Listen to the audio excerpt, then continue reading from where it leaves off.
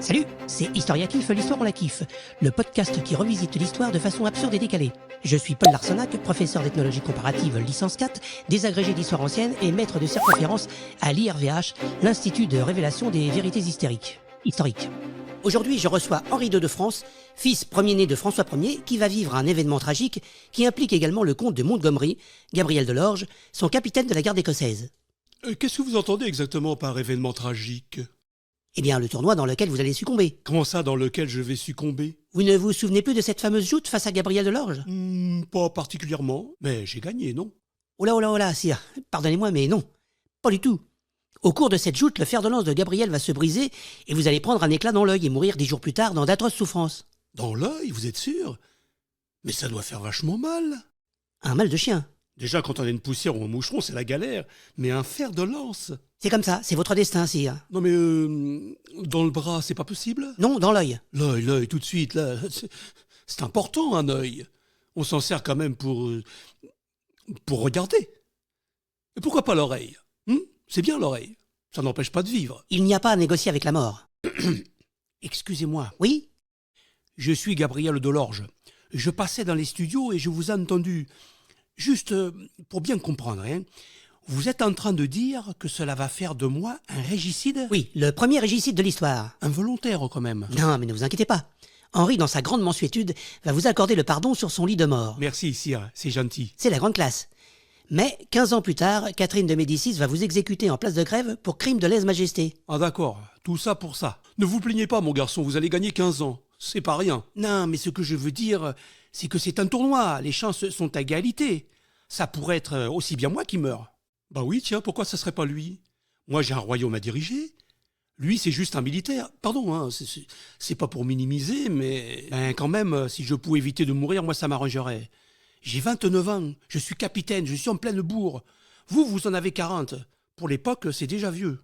Non mais je veux dire, historiquement parlant, votre disparition... Pardon, mais on s'en fout. Ça ne change pas l'histoire. Moi, si je décède, ça va être un bordel au niveau international, vous n'avez pas idée. En plus, ce sont les noces de ma fille, Élisabeth de France, avec Philippe II, roi d'Espagne.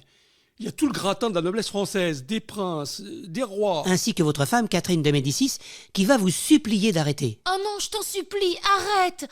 J'ai un terrible pressentiment, Marcel. Moi, c'est Henri. Oh pardon, je me suis trompée de joute. Malgré cela, vous ordonnez à Gabriel de faire cette dernière joute. Ah, parce qu'en plus, il va me l'ordonner.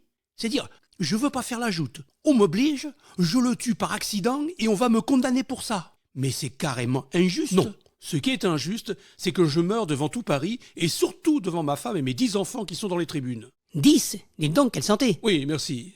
On fait ce qu'on peut. Quand il n'y a pas de guerre, faut s'occuper. Donc, vous voyez, c'est un jour trop important pour qu'une personne de ma condition trouve la mort dans un stupide duel. Le duel, justement. Petit rappel des faits. La joute fatidique.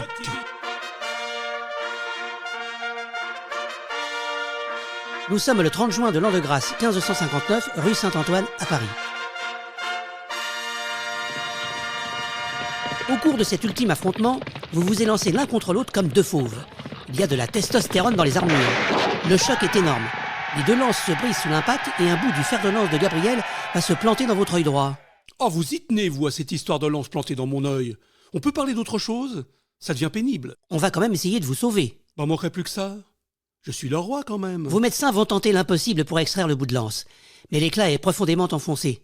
Tellement enfoncé que ça vous fait comme une bosse derrière le crâne. Pas besoin de détails. Dans votre malheur, vous avez, entre guillemets, la chance d'avoir à vos côtés le célèbre chirurgien Ambroise Paré, qui est considéré par beaucoup comme le père de la chirurgie moderne. Sacré Ambroise. Il aura été le chirurgien de 4 rois de France. Pour un simple barbier, il aura fait du chemin. Beau palmarès. Il va reproduire votre blessure sur des condamnés à mort afin de tester plusieurs méthodes d'extraction. Mais tous ces efforts se solderont par la mort des volontaires. Et par la vôtre in fine. Ça, 10 jours avec une poutre dans l'œil, ça finit rarement bien. Désolé, sire, mais c'est l'histoire. Ce que vous pouvez être désobligeant, mon vieux. Alors vous m'invitez et vous me dites que je vais mourir. Eh bien, regardez-moi dans les deux yeux, Larsenac. C'est la dernière fois que je viens dans votre émission. Moi aussi. En vous, Gabriel, ça va, vous allez vivre 15 ans de plus. Fallait pas m'obliger. Moi, je voulais pas me battre contre vous à la base. Croyez que ça me fait plaisir de tuer un roi ? Et vous croyez que ça me plaît de prendre une lance dans l'œil ? Pas fait exprès. Heureusement. Ça va, je vous pardonne. Ah, merci, sire. C'est gentil. Vous avez un bon Merci, fond. messieurs. C'était Historia Kiffe, l'histoire on la kiffe, le podcast qui revisite l'histoire de façon absurde et décalée. Et aujourd'hui, je recevais Henri II de France et puis aussi l'invité surprise Gabriel Delorge.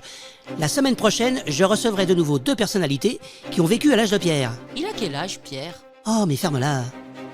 Si tu es arrivé jusque-là, bravo, tu es officiellement diplômé de l'Institut Larsenac. Ton devoir, t'abonner et partager le savoir sacré. Et si tu veux encore plus d'histoires absurdes, retrouve-moi sur YouTube pour les épisodes complets et sur TikTok ou Instagram pour les versions courtes. L'histoire, on la kiffe partout.